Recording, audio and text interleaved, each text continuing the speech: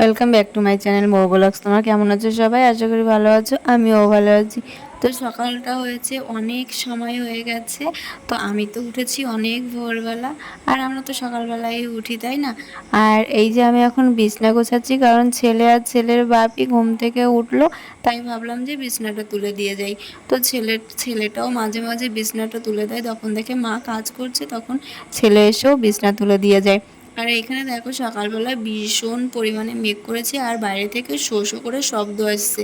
তাই আমি তোমাদেরকে একটু ভিডিও করে দেখাচ্ছি যে বৃষ্টি এই হয়তো নেমে যাবে, তার জন্য ক্যামেরাটা এইভাবে ধরে আসছি। আর আমি কিন্তু কাজ করছিলাম, তাই ভাবলাম যে তোমাদের সঙ্গে এই জিনিসটা একটু শেয়ার করি, তাহলে আমারও একটু ভালো লাগবে, তোমাদেরও একটু ভালো লাগবে। তার জন্য এই ক্যামেরাটা এইভাবে ধরা।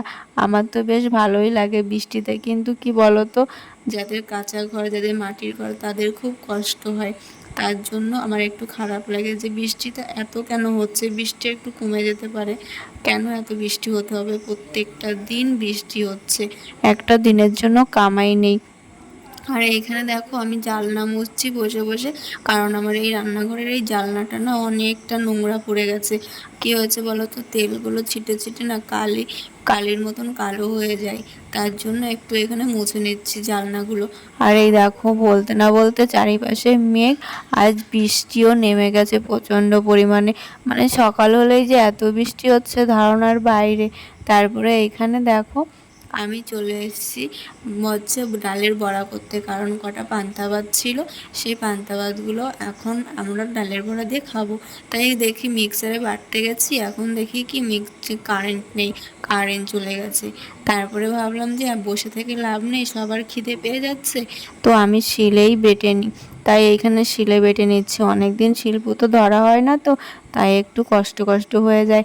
তারপরে এই যে ছেলেকে নিয়ে বেরিয়ে পড়েছি স্কুলে দিতে যাচ্ছি। আর এইখানে হচ্ছে বৃষ্টি, তো টোটো তো পাচ্ছিলাম না, তাই ভাবলাম যে সামনের থেকে যদি পাই তাহলে সামনের থেকেই তুলে দেব। আর সঙ্গে আছে হচ্ছে অর্ঘ্য, মানে আমাদের বাড়ির পাশে একটা ছেলে, তো দুজনকেই তুলে দিতে যাচ্ছি। তারপরে দেখো আজকে রান্না হয়েছে মাছের তেল, আর এইখানে হচ্ছে কাঁকড়া মাছের ঘিলু, আর এখানে হচ্ছে মাছের ঝোল, আর একটা হচ্ছে পানি কচু দিয়ে কাঁকড়া দিয়ে রান্না হয়েছে। আজকে এই পর্যন্ত একটুকুনি রান্না হয়েছে। তারপরে সন্ধ্যার সময় চলে এসেছি চা বানাতে, যেটা আমার ডেলি রুটিন হয়ে থাকে। এটা তো প্রত্যেক দিনই হয়, তাই না? তার জন্য তোমাদের সঙ্গে একটু শেয়ার করলাম যে প্রত্যেক দিনই এটা আমার বাড়িতে হয়ে থাকে। তাই আমি এখানে একটা জানলা খুলে দিচ্ছিলাম, কারণ অন্ধকার হয়ে যাচ্ছিল।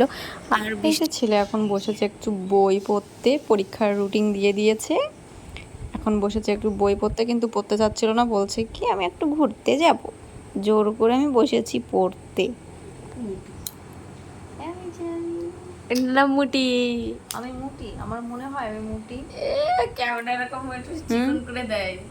হ্যাঁ, আমি মুটি। আর বাড়িতে মা বানিয়েছে মালপোয়া, সেই মালপোয়া এখন আমি বসে বসে খাচ্ছি। তো চলো গাইজ, ভিডিওটা কেমন লাগলো? ভিডিওটা যদি ভালো লাগে like comment share and subscribe করে দিও। যারা ফেসবুক থেকে দেখছো তারা ফলো করে নিও, আর নেক্সট ভিডিওর জন্য অপেক্ষা করো। তত সময় সবাই ভালো থেকো, সুস্থ থেকো, আর সবাইকে ভালো রেখো। চলো, টাটা।